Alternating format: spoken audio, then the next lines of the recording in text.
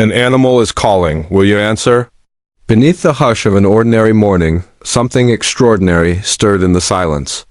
A figure moved slowly down a quiet Austin sidewalk, golden fur tangled with weeds, every bone casting shadows beneath starved skin. He was a golden retriever, ragged, sunken, exhausted.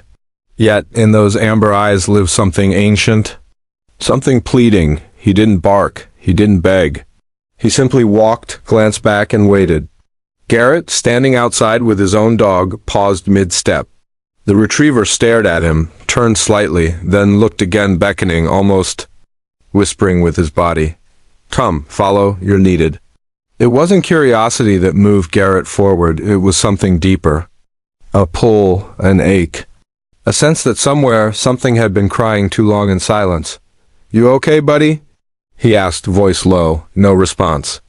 Just movement measured, heavy, and Garrett followed, step for step, heart beginning to thud as they passed rosebush and mailboxes into a part of the neighborhood where lawns went wild and secrets grew thick. The righteous care for the needs of their animals, but the kindest acts of the wicked are cruel. And right then, Garrett didn't know he was stepping into a miracle. Or a crime scene of the soul. They stopped at a fence. The retrievers. Nose pressed to a slim opening between warped boards.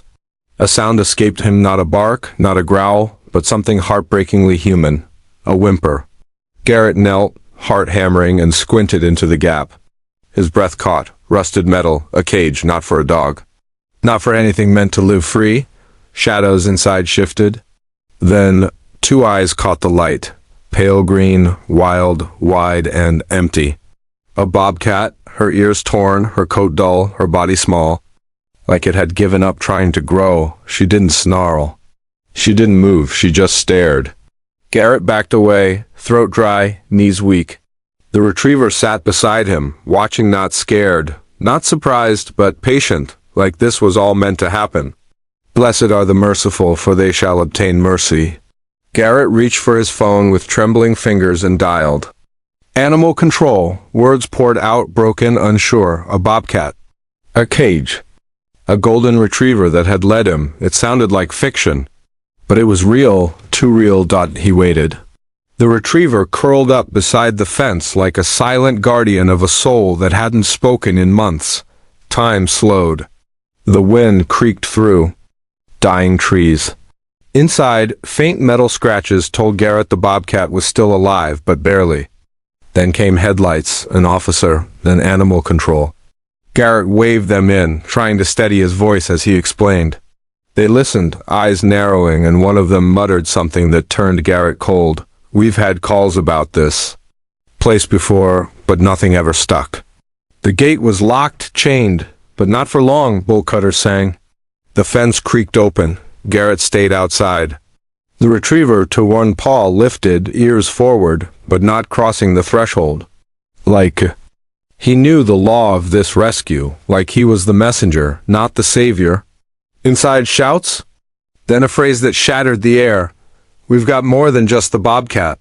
Speak up for those who cannot speak for themselves." Garrett's stomach dropped. Whatever they'd uncovered, it was worse than he feared. The yard was a graveyard. Of cruelty, rusted cages, shredded collars, empty sacks of cat food meant for wild predators. The stench was suffocating: urine, rot, rust, and at the heart of it all, the cage. Smaller than a closet. The bobcat crouched low, tail curled tight, eyes still.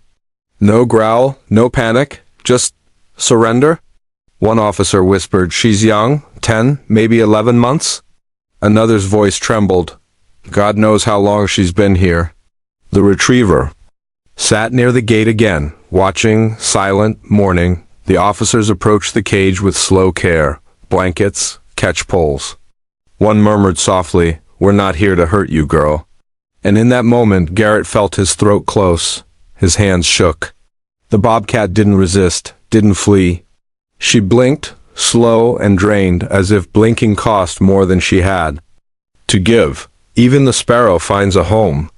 A place near your altar? Her altar had been bars, but now the doors were opening. The cage creaked, screaming from rust and time, seemed to hold its breath. She didn't move, not when they opened it. Not when they stepped closer. She simply watched them come, too tired to flinch, too broken to run. One officer knelt outside the bars, examining her with soft eyes. She's got pressure sores. Tail's raw, she's been rubbing these bars for weeks. No catch-pole was needed. When they finally reached in, she let them lift her, frail and limp, into a thick blanket. Like a child, like something sacred, Garrett couldn't move. His feet felt nailed to the earth. The retriever stood beside him, tail still, chest heaving with long breaths. As they carried her past him, he lifted his head, just slightly. And in that holy second, her eyes opened, their gazes met. Two survivors, one wild, one loyal. The wolf shall dwell with the lamb, and a little child shall lead them. But this time, a dog had led the way. And the world, for just a moment, remembered what it meant to be human. This isn't just a story, it's a cry from the soul of nature. No sound passed between them, no bark, no whine, no human word, and yet something shifted. Like the last breath before a long silence, the golden retriever didn't move, not right away. Just a tremor in his tired legs, then stillness, as if his very bones were waiting to understand what came next. Officers lifted the frail Bobcat gently, wrapping her in thick blankets before easing her into the crate. One turned to Garrett. "We'll get her to the wildlife rehab center out near Dripping Springs," he said, closing the van's doors. "They've handled exotics before." Another officer knelt near the dog, fingers brushing through the matted fur. "This one's not chipped, no tags. Looks like he was kept out here too." Garrett opened his mouth, and his own voice surprised him. "He wasn't just kept here," he said. "He's the one who brought me." The officers stared at him, then at the dog, who had quietly sat back down, his eyes fixed on the now empty cage, like a soldier standing vigil at a fallen comrade's grave. "The Lord is near to the broken-hearted and saves the crushed in spirit." That cage had held more than one prisoner, and now one had left it behind. But the other, the retriever, still hadn't let go. The van pulled away in silence, its red tail lights shrinking into the curve of the road, swallowed by distance and dust. Still, the retriever didn't move. He stood at the edge of the gravel driveway, eyes focused on the place where the vehicle had vanished, as though his soul had been carried off with it. Garrett stood a few steps behind him, uncertain. The dog's ribs were sharp beneath his thinning coat. Dry blood had crusted near his paw pads. His whole body sagged from exhaustion. But it was the expression on his face, blank, not fearful, not confused, just lost, that stopped Garrett cold. Behind them, animal control officers continued sweeping the property, now reduced to broken memories and the debris of cruelty. Bags of evidence were gathered, rusted chains, torn tarps, empty cans of discount cat food, tools of suffering now collected under a scorching Texas sun. One officer held up a small spiral-bound notebook and flipped through its pages, muttering, "Names, maybe, or feeding schedules." Garrett flinched. Feeding schedules? That wasn't structure. That was suffering on paper. The quiet grew heavier as officers leaned into hushed conversations near their trucks. "We'll have to transport the dog to the shelter," one said. "He's malnourished, clearly neglected. Probably evidence in the case. Shouldn't be hard to prove cruelty." Garrett's chest tightened. "Can I stay with him?" he asked. "Just until he's picked up?" The officer nodded. "Speak up for those who cannot speak for themselves. Ensure justice for those being crushed." Garrett lowered himself to the curb, shoulder to shoulder with the retriever, not touching, not talking, just there. The dog didn't flinch. He didn't lean in, didn't move away. A breeze stirred the tall weeds by the fence, but everything else was still. Somewhere in the distance, a dog barked, but here the silence felt sacred. Garrett finally whispered, "She meant something to you, didn't she?" The retriever didn't answer, but his head turned slightly just for a moment, then shifted back to the road. Garrett's eyes burned. He didn't need a bark or a tail wag to understand. They had survived something together, this backyard, the heat, the stench, the neglect. Somewhere in all that decay, a bond had grown. Maybe the Bobcat was all he had. Maybe he had watched her suffer every day, powerless. And maybe when he escaped whatever held him, wire, chain, instinct, he didn't run. He searched, not for food, not for safety, but for help. That was his mission. And now she was gone, and he was left behind. Two are better than one. If either of them falls, one can help the other up. But who would help him now? A van from the local shelter arrived minutes later. A woman stepped out in gray uniform, eyes kind, voice gentle. She crouched near the retriever. "Hey, buddy. We'll take good care of you." Garrett looked at her, his voice low. "Do you know where they're taking the Bobcat?" She nodded. "Austin Wildlife Rescue, out by the hills. She be safe there." The retriever allowed the leash, no growl. No panic, no resistance. But as he stepped forward, something pulled him back just for a breath. He looked back, eyes met Garrett's, not afraid, not pleading, just a long, silent gaze that said, "There's still something unfinished." The shelter kennel was sterile, but safe so, unlike the world he'd known. He didn't bark, didn't wag, didn't look up. He lay in the far corner of his pen with his nose to the wall. They named him Cooper, a soft name for a dog who had forgotten softness. The staff tried blankets, toys, sweet tones. Nothing reached him. He ate just enough, drank when he had to. His wounds scabbed, his bones gained padding, but his soul? His soul lived somewhere else. Only once did they see his ears twitch when a volunteer mentioned the word Bobcat. Just one word, just once. And something inside him stirred. Hope deferred makes the heart sick, but a longing fulfilled is a tree of life. His hope hadn't died. It had simply been placed somewhere he couldn't reach. Garrett couldn't let it go. He had filed his witness statement, given everything he could to the officers, but the cage still haunted him, and the dog's eyes, those eyes. He started checking the shelter's website at night, looking for updates. Then he saw Cooper's intake photo. The same amber eyes, but now dim, hollow. He drove straight to the shelter. They led him to a quiet visiting room. When Cooper entered, he didn't run, didn't bark. He simply walked slowly, stopped a few feet away and sat down beside Garrett, facing the same direction. That was enough. They sat together in silence. When staff returned to take him back, Cooper looked up, hesitated, then followed. Garrett didn't sleep that night. He returned the next morning, adoption papers in hand. They handed Cooper over without fanfare.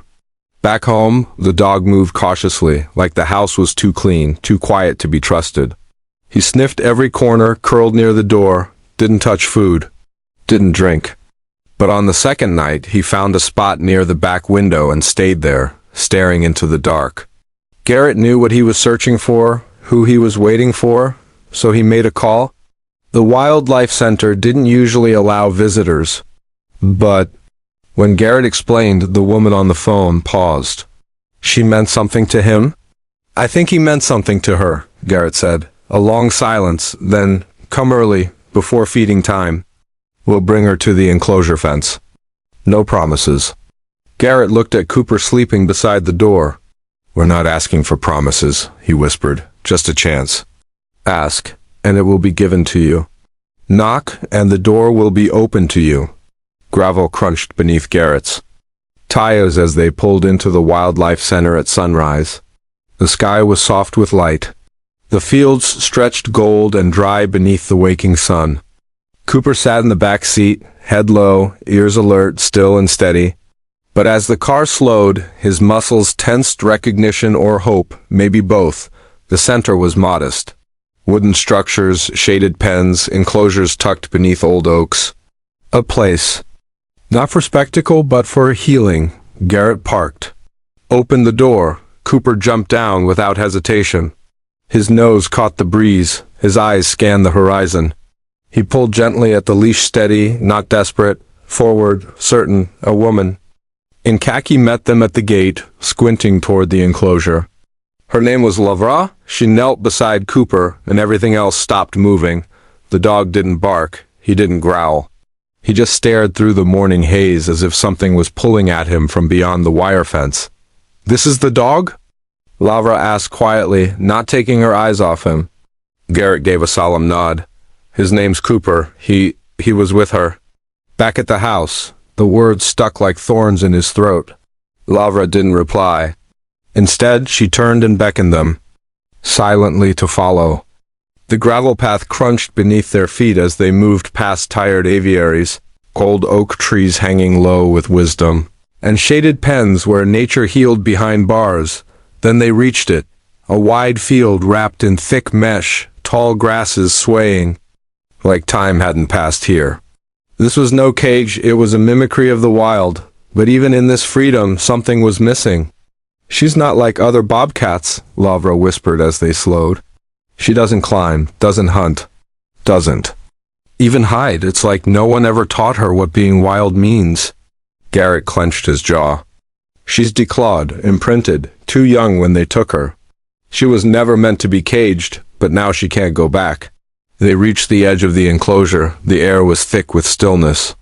Lavra gave a soft whistle and vanished briefly, behind a gate leading into a corridor between two fences.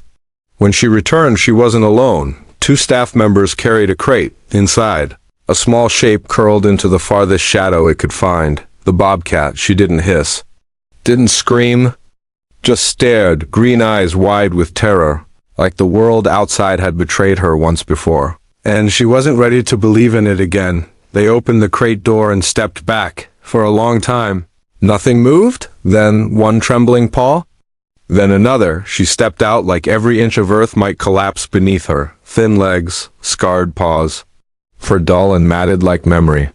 She blinked into the light and froze. Across the second fence, exactly 10 feet away, stood Cooper. He didn't move, didn't bark, didn't even wag his tail. His silence was an offering, and slowly, the bobcat lowered her body, crouching low, but she didn't bolt. Her ears didn't flatten.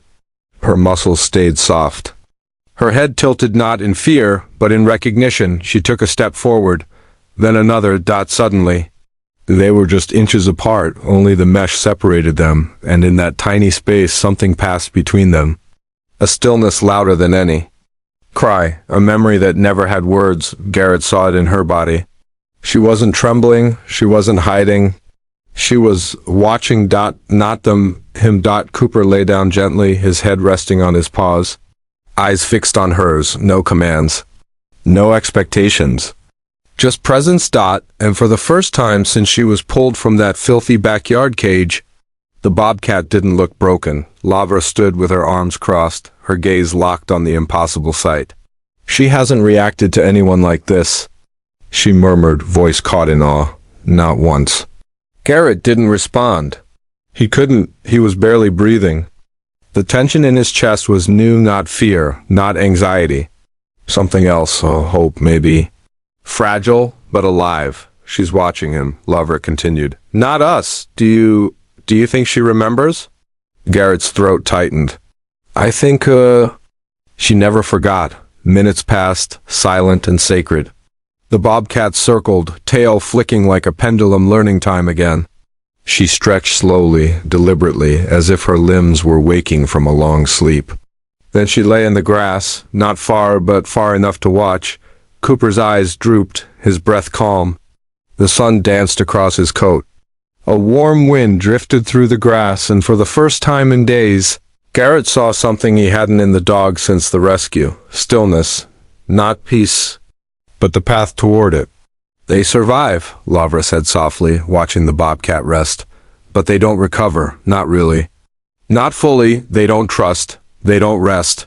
But today, this animal was resting. Not in fear, not in exhaustion, but in presence. The next visit felt different before it even began. Garrett hadn't said a word. No, we're going to the center.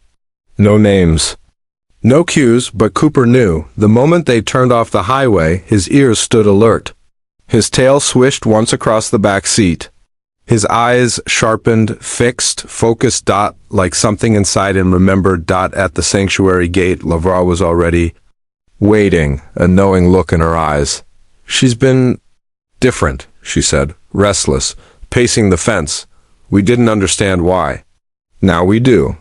As they approached the enclosure, Garrett's breath caught. She was already there. Waiting. At the fence, pressing close to the mesh like gravity pulled her toward it, eyes alive with recognition, no flinch, no fear. Only purpose. The same bobcat that once froze in the shadows now moved with rhythm, like she was rediscovering her own heartbeat. Garrett crouched beside Cooper. And then a sound, a low, rolling exhale from the bobcat's chest. Not a growl, not distress, but invitation. She stepped forward, ears twitching, tail curled like a question mark. Then she crouched and stood again, like a child remembering play. She waits there every morning, Lavra whispered behind them. Same time, every day. This time, Cooper didn't lie down. He leaned into the mesh, pressed his nose gently forward, gave a soft whine barely audible, then slow as a prayer. He pawed the ground once. And what happened next would have broken anyone watching. The bobcat mirrored him. She lifted one delicate paw, pressed it to the earth, matched his movement with grace only nature could write, a single motion. But it rewrote everything. They sat like that for a long time. Two creatures once discarded, now centered in each other's gaze. Even as Garrett stepped away to speak with the staff, she didn't look at him. She didn't panic. Her eyes never left Cooper. What they had, he said quietly. It started in a nightmare. Lavra nodded. But somehow it survived. She paused. We have to be careful, though. If we separate them for too long, she could fold again, go back into herself. The sky had begun its descent into dusk. Soft light spilled across the enclosure, the kind of light that paints memory. Cooper had dozed off beside the fence, and just a few inches away, she lay curled in the grass, breathing slow, steady, not hunted, not hiding, just being. Garrett knelt beside them, hands tightening around the leash. He didn't speak, didn't need to. The way the bobcat leaned toward Cooper, the way her eyes brightened at the very sight of him. It wasn't just memory. It was recognition, and when it was time to leave again, Cooper rose to go. But before turning, he paused. So did she. They stepped toward the mesh, just inches apart, and she made a sound, a tiny, airy breath, not a cry, not fear. Recognition. The kind of sound that doesn't echo in the air, only in the soul. As they walked back to the car, Garrett didn't look back, neither did Cooper, but she watched until they vanished from her sight, watched like she believed deep down that they'd return, and maybe, just maybe, this wasn't a visit anymore. Maybe this was the beginning of something else. Something that didn't need a name, because sometimes the bond between animal and human isn't loud. It's quiet. It's waiting, and it's real, because some miracles don't roar. They whisper. This isn't just a story, it's a cry from the soul of nature. There was something ancient in the way she moved, as if time itself paused to witness the reunion unfolding in that quiet corridor of the sanctuary. The golden retriever stood beside Garrett, muscles coiled but still, his amber eyes fixed beyond the barrier where the bobcat waited in silence, barely breathing. An animal is calling. Will you answer? Garrett didn't speak at first. He simply turned to Lavra, the weight of hope thick in his voice. Can we bring him closer? Not inside? Just closer to her, supervised. Lavra hesitated, not from fear, but from the sheer gravity of what this moment might become. Then she nodded. If we stay with him, let's try? Together, they moved into the secured passage, footsteps echoing softly against concrete and wire. The fence loomed just feet away. And then, like a whisper in motion, she came. From shadows, the bobcat emerged, her steps deliberate, her gaze locked. She trotted forward as if the earth beneath her paws had always known this path. She brushed the fence, body pressed close, and then stilled. No flinch, no fear. Just presence. The righteous care for the needs of their animals, but the kindest acts of the wicked are cruel. Garrett knelt beside Cooper, who leaned forward, nose almost kissing the invisible line between them. The bobcat exhaled a soft huff and then, as if surrendering a guarded part of herself, lay fully against the mesh. Her body curved into the barrier, mirroring his. Lavra whispered, "She's never done that before." Behind them, the vet stepped into view, holding papers that trembled slightly in the wind. "We got the results," he said quietly, nodding toward the enclosure. She has spinal trauma, old, likely from being caged young, too small for her to move properly. Garrett's heart clenched. The vet continued, she was also sterilized, illegally, whoever had her wanted control. She can't go back to the wild. Garrett stared at the fragile body before him, bones too visible, dignity still intact. So, this is it, he murmured. She's here for good. Lavara nodded slowly. But she's not just surviving anymore? She's watching. Waiting for him, that's new. The vet smiled, voice gentler now. He's her safety, that dog. Gave her a reason to live. He heals the broken-hearted and binds up their wounds. Almost on cue, the bobcat lifted one paw and tapped the mesh. It was clumsy, hesitant, but intentional. Cooper shifted slightly, and she moved in sync, paw pressing again, this time, with a flicker of playfulness. A quiet bark escaped Cooper's throat, barely audible, but enough to make her ears lift and twitch. She brushed the fence with her side, then crouched low. Her tail flicked, and she sprang sideways in an uneven, crooked leap, not wild, not graceful, but unmistakably playful. Garrett's throat tightened. This wasn't freedom, and yet it was. Not the kind they'd imagined, but something deeper. They would never sleep curled beside each other, never roam a meadow together, but they would have this. A wire between them, lives apart, yet souls tethered, and somehow that was enough. Garrett hadn't planned for it to become routine, but the heart doesn't always ask permission. Sometimes it simply knows where to return. Where your treasure is, there your heart will be also. Every Tuesday and Saturday without fail, Garrett would rise with the sun, leash in hand, and Cooper would know. His tail swayed like a pendulum of memory, soft and certain. The drive to the Wildlife Center became a sacred pilgrimage, each curve of the road memorized, each mile a heartbeat. And she was always there, waiting. They named her Meera, from the Latin, meaning miracle. Not because she was exotic or rare, but because she had survived. Because despite everything she chose to rise, the first time she waited at the fence, it was barely visible, a rustle in the grass, a shadow by the mesh. But now? Now she stood boldly, eyes shining, coat fuller, muscles leaner, touched by sunlight like strands of gold woven through wild fur. She was still behind wire. But she was alive. The Spirit of God has made me. The breath of the Almighty gives me life. The center soon recognized the bond. They placed a soft mat along her enclosure, shaded and padded, marked with a wooden sign etched with quiet reverence. Meera's guest. It was Cooper's place. A space for stillness. He'd lay there for hours, chin on paws, sometimes dozing, sometimes watching. And across the barrier, Meera would mirror him, breath for breath. Visitors began to take notice. Children would press close to the glass. Adults would stand in reverent silence. Some brought their dogs to sit nearby, hoping for even a fragment of what they were witnessing. They didn't just get rescued, one staff member explained, eyes misty. They rescued each other. The story of a stolen youth, of a dog who refused to forget, of a connection that defied logic. It moved hearts, and people stayed longer, listened deeper, loved harder. Two are better than one. If one falls, the other will lift them up. At home, Cooper had changed. He played more, ate better, slept sounder. His favorite toy, a knotted rope, moved from room to room like a companion, but Garrett knew. Cooper's peace didn't come from the bed beneath him or the walls around him. It came from her, from knowing she was still there. Still waiting. Garrett often sat beside him during visits, resting a hand on Cooper's back, watching the silent language unfold. Sometimes Meera would stretch a paw through the mesh, pawing gently at the dirt near Cooper's front leg. He would respond with a shift, not a bark, not a sound, just presence, and somehow that was louder than words. They didn't need to touch. They already had. Love never gives up, never loses faith, is always hopeful, and endures through every circumstance. Jungler Diaries isn't just a sanctuary. It's a sacred archive of survival. Meera will never leap across mountaintops or sleep beneath wild stars. The fence is forever.